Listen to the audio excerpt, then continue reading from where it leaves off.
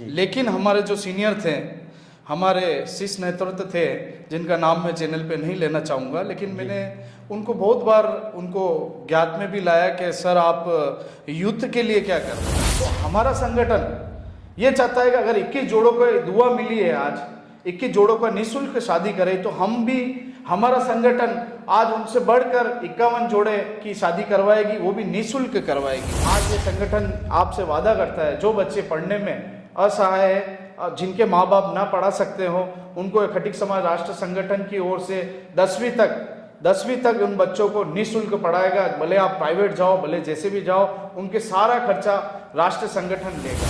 नमस्कार, मैं मयूर अलवेला, आप देख रहे हैं उदयपुर न्यूज। इस वक्त स्टूडियो में हमारे साथ मौजूद हैं खटीक समाज के दो युवा समाज सेवी हमारे साथ मौजूद हैं। सबसे पहले चैनल पे बहुत बहुत स्वागत है जय निमावत जी और आकाश जी बागड़ी साहब।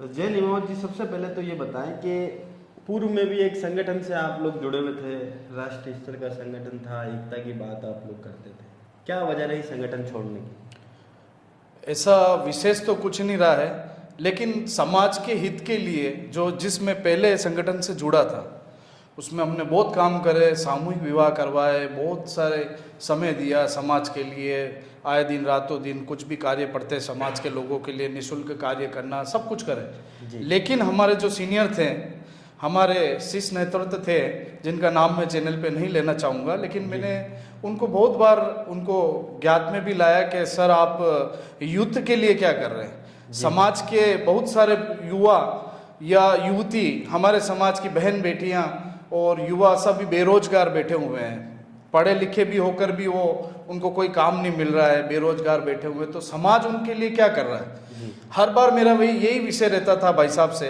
कि साहब समाज में अपन युद्ध के लिए क्या कर रहे हैं। तो मेरा सबसे बड़ा मोटो ये रहा है कि उस संगठन से निकलने का, कि मेरे समाज के युद्ध के लिए वो संगठन कोई कार्य नहीं करता था। समाज की बहन बेटियां बहुत सारे कठिनाइयों से गुजरती थी, मेरे पास फ़ोन भी आते थे और समाज के युवाओं के भी आते थे। तो मैंने हर बार भाई साहब से ये बोला था कि भाई साहब समाज के लिए कुछ करो, युद्ध के लिए कुछ करो। तो वो थोड़ा सा माइनस पॉइंट उसमें रहा है, बाकी वो हमारे उन्हीं से सीखे हैं, सब कुछ उन्हीं से करा है। हमारे बढ़िया शीर्ष नेतृत्व रहे हैं, वो समाज में अच्छे अच्छे कार्य करते हैं, मान्य से हमारे जो पहले हमसे रहे हैं। तो मुझे ये संगठन से निकलने का, मैं जिस पहले संगठन में था, अच्छे मुझे रीढ़ की हड्डी भी माना जाता था, उस संगठन में सेकंड नाम मेरा आता था, सब कुछ था, लेकिन मुझे थोड़ा सा मेरे मन में थोड़ी बहुत रहती थी हमेशा ही के लिए कि मेरे युद्ध के लिए क्या करा, मेरे युद्ध के लिए क्या करना चाहिए। तो ये आगे वो ध्यान नहीं देते थे, इसलिए मैंने ये नया श्री खटीक समाज राष्ट्र संगठन बनाया कि इसमें मैं मेरे युद्ध के लिए बहुत सारा कुछ करूँगा। आगे मैं आपको और जानकारी देता हूँ। संगठन में द्वितीय पायदान पर आप थे जी, बड़ा लंबा कार्यकाल भी आपने, क्योंकि हमने भी कई बार देखा जी, अभी आपके हाल ही में हुए सामूहिक विवाह के अंदर आपकी जो अग्रणी भूमिका थी, उसको मैंने क्या पूरे शहर ने उसको देखा और आपके कार्य की सराहना भी करी जी। छोड़ने के पीछे क्या सिर्फ यही वजह थी कि युवाओं को तरजीह नहीं दी जा रही थी? जी बिल्कुल, युवाओं को, क्योंकि आज के समय ऐसा समय है कि युवाओं को अपन अगर पीछे रख देंगे और अपन यही सामाजिक कार्य करेंगे कि आज उसको ये करा, आज उसको वो करा, हम युद्ध को साथ में लेके क्यों ना करना चाहे। युद्ध भी तो इस समाज का हिस्सा है, युद्ध भी तो पढ़ाई में, शिक्षा में, सब में आगे होनी चाहिए, समाज उसको पूछना चाहिए। हर जगह में ये चीज़ बोलता था, तो ये चीज़ नहीं मानी, उस वजह से हमें मजबूरन नया संगठन बनाना पड़ा, हमारे युद्ध को आगे बढ़ाने के लिए, समाज को आगे बढ़ाने के लिए। जी, श्री खटीक समाज राष्ट्रीय संगठन की आपने स्थापना करी है और उसके फाउंडर मेंबर आप हैं, संस्थापक सदस्य आप हैं और राष्ट्रीय अध्यक्ष जी बागड़ी जी।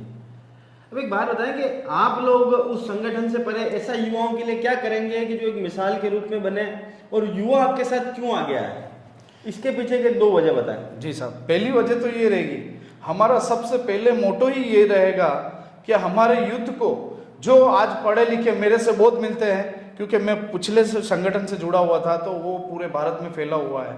उस संगठन के बहुत सारे युवाओं के, कहीं से दिल्ली से आ रहे हैं, मुंबई से फोन आ रहे हैं, यूपी से आ रहे हैं, सारे युवा यही एक ही उनका लफ्ज रहता था कि हम पढ़े लिखे, हमें नौकरियां नहीं मिल रही। जी। तो अपने समाज में बहुत सारे अच्छे अच्छे लोगों से भी मिला जो सक्षम है, उनको युवाओं की जरूरत है और उनको अपने युवाओं की जरूरत है कि समाज के हित में कोई कार्य कर सके और मेरे हित में कोई कार्य कर सके, और विश्वास पात्र लोगों की जरूरत थी। तो यही बात मुझे फर्स्ट तो ये लगी कि अपने समाज के युवाओं को आगे बढ़ाना चाहिए, और दूसरी ये बात लगी कि अपनी बहनें, समाज की बहनें पढ़ लिख कर वो भी बैठी हुई है, वो अब जाना चाहती हैं बाहर पढ़ने के लिए, तो घर वाले अलाउ नहीं करते हैं। तो ये राष्ट्र संगठन उनको समाज में बड़े बड़े इंडस्ट्रियल लोग बाग भी बैठे हुए हैं, अपन आज उदयपुर में फैले हुए हैं, उदयपुर में आपको उदयपुर की ही जानकारी है युवाओं को, लेकिन मैं जो भारत से पूरे भारत में अपने खटिक समाज के लोग फैले हुए हैं और बड़े बड़े इंडस्ट्रियल है, तो उनको भी अपने समाज के युवाओं की जरूरत है। तो मेरा दूसरा मोटो ये है कि समाज के लोगों को जोड़ना, समाज के युवाओं को आगे से आगे पहुंचाना और उनकी मदद करना। जी, समाज के युवाओं को आगे पहुंचाना, उनकी मदद करना। अभी हाल ही में हमने एक कहीं पढ़ा और सुनने में आया कि आपके द्वारा एक सामूहिक विवाह का आयोजन और किया जा रहा है, जिसमें 50 जोड़ों को आप सामूहिक विवाह में शादी उनकी करवाएंगे। बिल्कुल। ये सारी सोच दिमाग में कैसे आती है? और गरीब समाज का जो वर्ग है, आपका जो वर्ग, समाज के अंदर 3 वर्गों में लोग रहते हैं, एक बहुत ज़्यादा समृद्ध है, कोई मिडिल क्लास है, और गरीब तबके के लिए आपका विशेष ध्यान है जी। उस विषय पर बताएं। और ये सामूहिक विवाह की सोच कैसे आई? सामूहिक विवाह की सोच ऐसे आई कि इससे पहले भी, आज से कुछ महीने पहले, मैं जिस संगठन से जुड़ा था उस संगठन में निःशुल्क सामूहिक विवाह करवाया था। उस संगठन में 21 जोड़ों का सामूहिक विवाह निःशुल्क हुआ था। बहुत अच्छा लगा, समाज में इतना अच्छा कार्य हुआ, पूरे भारत में ये बात फैली। तो हमारा संगठन ये चाहता है कि अगर 21 जोड़ों को दुआ मिली है, आज 21 जोड़ों का निःशुल्क शादी करें, तो हम भी, हमारा संगठन आज